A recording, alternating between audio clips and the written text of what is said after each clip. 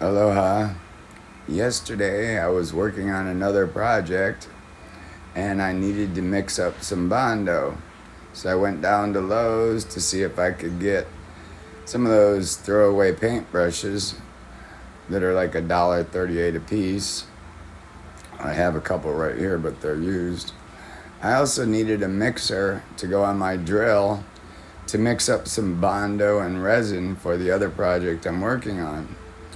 Well, when I got home, because both Lowe's and Home Depot was sold out, I looked through my paint supply container and I noticed these 3-inch rollers. And I thought to myself, that would be the perfect shape for a mixer. So what I did was I took one of the rollers, like this one, and I cut the handle off because they're molded plastic and you can't just pull them off.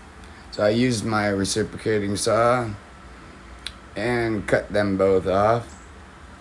Then on the roller end, I cut off a piece to make it shorter, about 2 inches.